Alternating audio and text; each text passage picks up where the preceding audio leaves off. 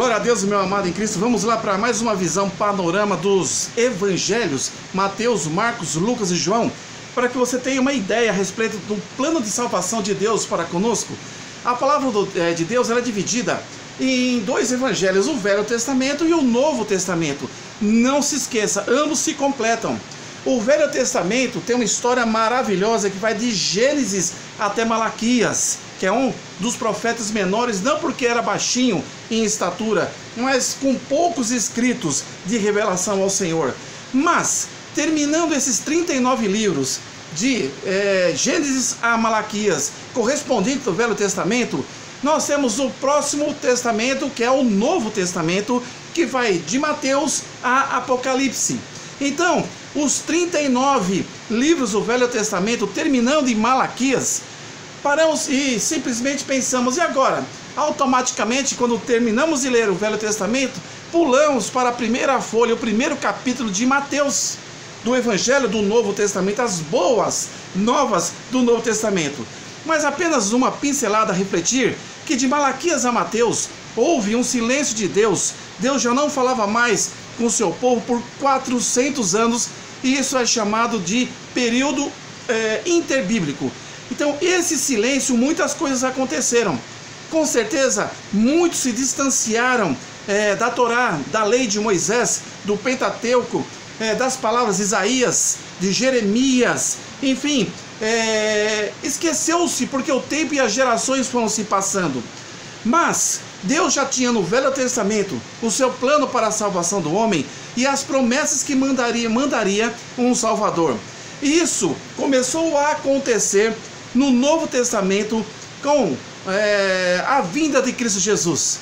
Mas Deus sábio, durante esse período, Ele também preparou homens como, por exemplo, Alexandre o Grande, que nas suas conquistas, ele fazia com que cada cidade, salvo engano, mais ou menos 70 cidades, além da língua natal dessas cidades, língua originária das mesmas, após conquistá-las, ele também impunha o dever de conhecerem a língua grega, o koiné, que é o grego comum.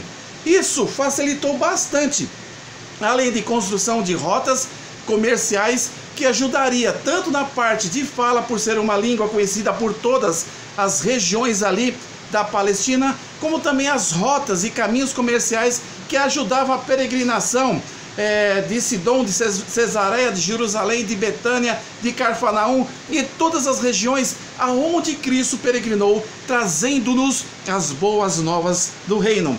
Pois bem, então nós falamos a respeito que de Malaquias a Mateus, 400 anos se passaram num silêncio absoluto por Deus, mas Deus, como Ele é fiel, e Ele não abre mão das suas promessas, porque Ele é fiel e justo.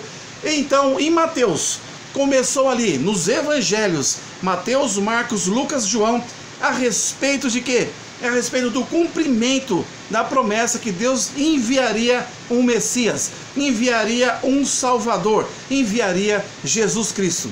E nessa sequência da visão panorâmica, nós vamos então fazer agora menção a respeito de quê? A respeito de um personagem chamado João Batista.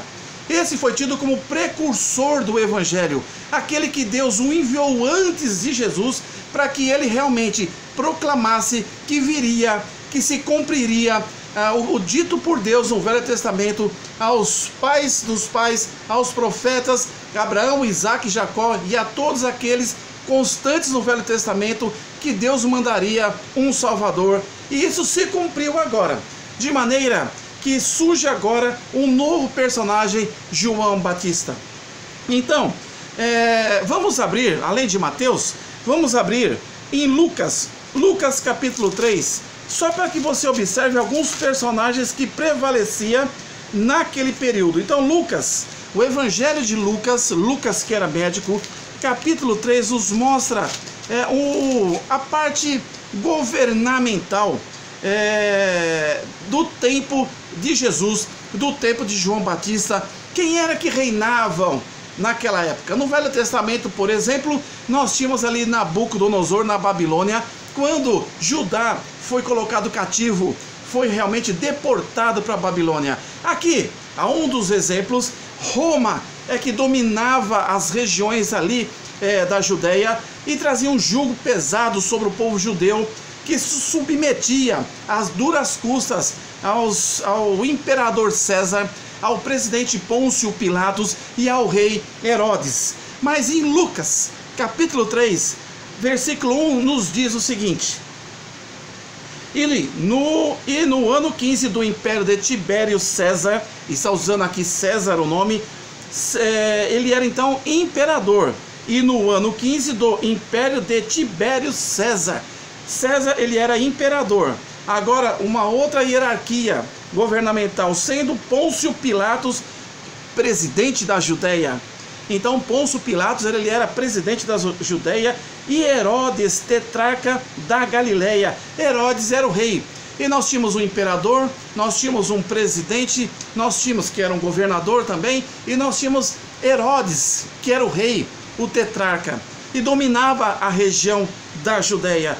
Esses eram os líderes que imperavam, que norteavam, que na liderança dos romanos subjugavam o povo judeu ali em Jerusalém, ali na Judéia.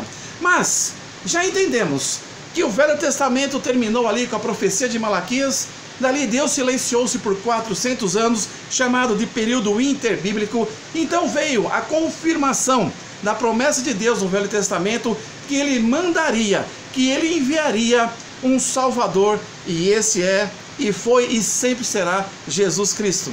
Aí, eu gostaria que você entendesse que João Batista, ele não veio do nada, ele veio do ventre de uma família maravilhosa. Uma família que, se você observar no próprio livro de Lucas, capítulo 5, até, deixe-me ver, o 38, vai falar quem eram os pais de João Batista. João Batista, esse que era o precursor do Evangelho, o precursor da vinda de Cristo, e que pregava o arrependimento, que as pessoas então se arrependessem e apresentava, e que pudesse apresentar frutos de arrependimento.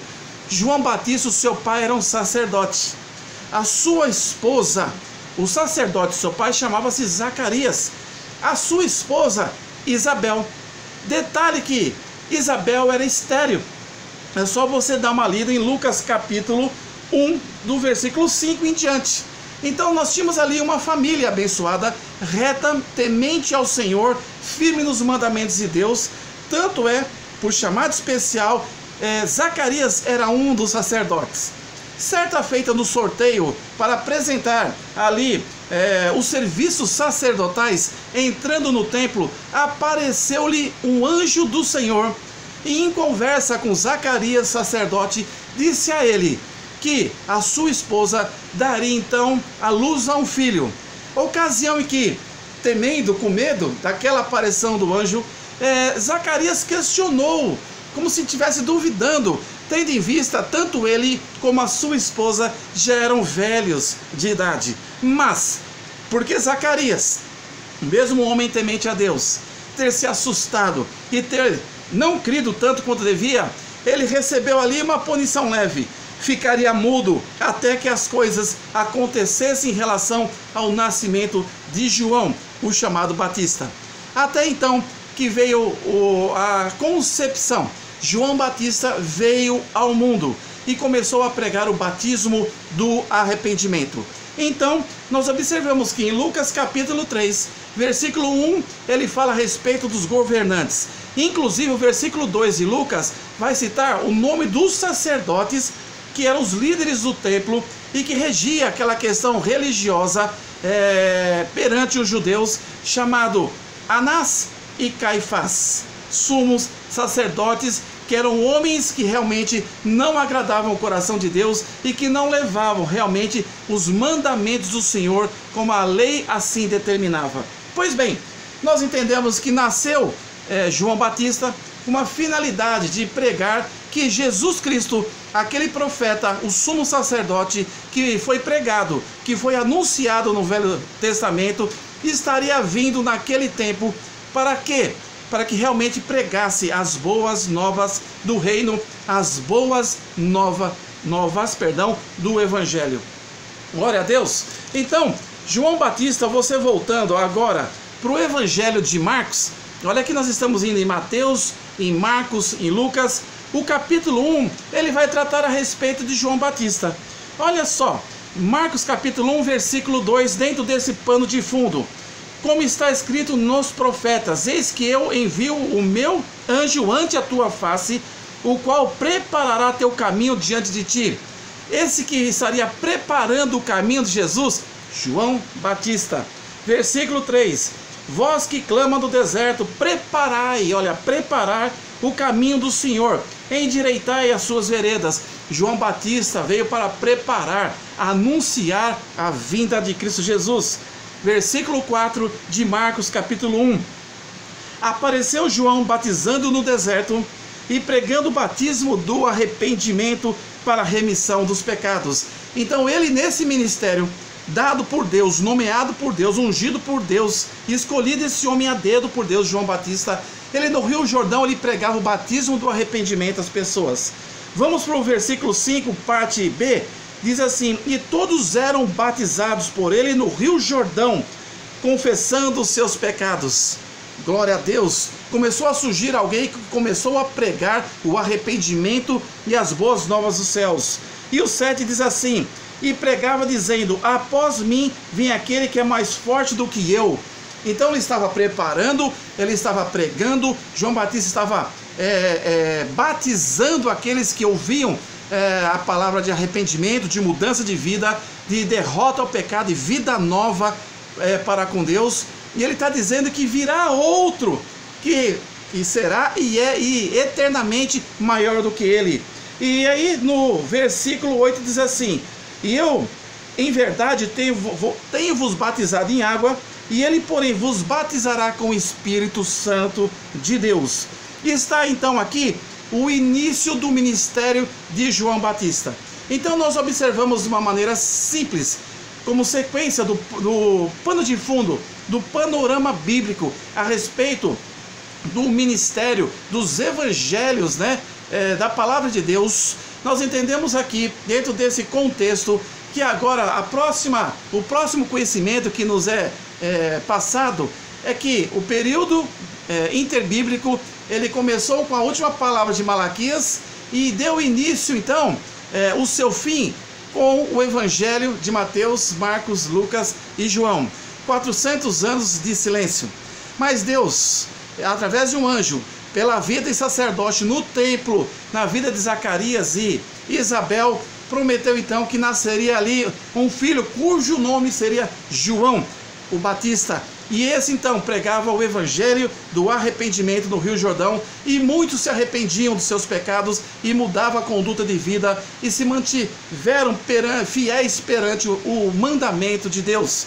Nesse sentido, o que podemos observar, que depois do período interbíblico de 400 anos, Deus preparou Alexandre o Grande para que colocasse nas cidades conquistadas um idioma que seria o grego koiné, para que todos pudessem ouvir a mesma palavra pregada por Jesus e antes disso por João Batista, como também Deus enviou aquela voz que clama no deserto, João Batista, que veio para ser o precursor do evangelho, anunciando a vinda de Jesus Cristo. Que Deus abençoe a sua vida poderosamente e que possamos no próximo vídeo iniciarmos a respeito do começo do ministério de Jesus após o batismo, quando foi levado pelo Espírito ao deserto e ali jejuou 40 dias. Que Deus abençoe a sua vida ricamente e que você possa, no vídeo número 1 e agora nesse número 2, começar a ter uma visão da sequência lógica sistematizada dos evangelhos da palavra de Deus em relação ao nascimento, ao ministério, à morte e ressurreição de Cristo Jesus. Que Deus abençoe sua vida poderosamente, hoje e para todo sempre. Amém. Amém.